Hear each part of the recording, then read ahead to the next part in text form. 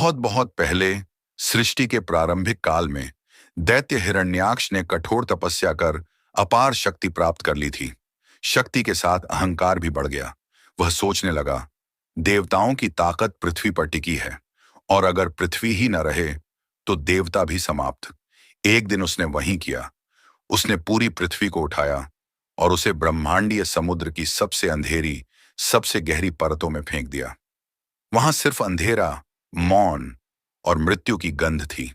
देवता रो पड़े, ब्रह्मा मौन हो गए, सृष्टि ठहर गई।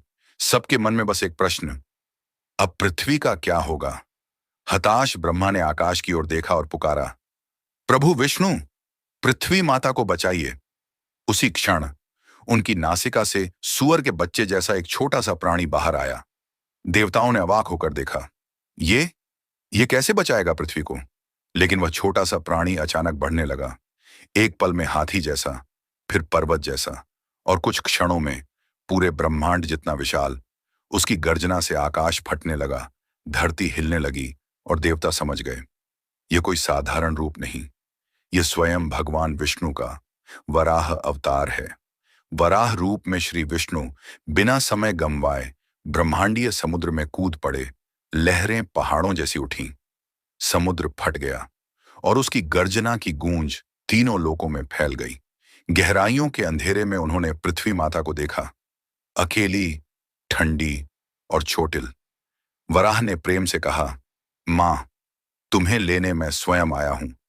उन्होंने पृथ्वी को अपने दो विशाल दांतों पर उठा लिया, जैसे कोई मां अपने बच्चे को गोद में उठाती है। एल लेकिन जैसे ही वराह ऊपर लौट रहे थे, हिरण्याक्ष रास्ता रोककर खड़ा हो गया। उसकी आंखों में ज्वाला थी। वह चिल्लाया, विष्णु, पृथ्वी मेरी कैद है, तू इसे वापस नहीं ले जा सकता। वराह शांत स्वर में बोले, धरती मेरी माता है, माता को कैद कोई नहीं कर सकता। हिरण्याक्ष दहाड़ा, यदि शक्ति चाहिए तो युद्ध कर मुझसे। और फिर शुरू हुआ वह संग्राम जिसकी गूंज आज भी ब्रह्मांड में सुनाई देती है। वराह ने प्रहार किया, आकाश कांप उठा। हिरण्याक्ष ने वार किया, सागर उबल पड़े।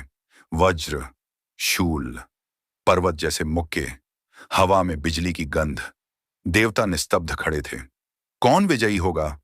यह युद्ध एक दिन का नहीं था, एक वर्ष का नहीं था। कहते हैं युद्ध लाखों वर्षों तक चला। हर प्रहार में धर्म और अधर्म का टकराव था।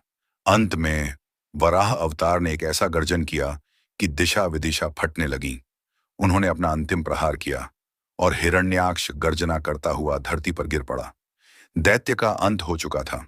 आकाश में जय जयकार गूंज उठी, वराह भगवान की जय, धरती माता की जय। युद्ध शांत हुआ।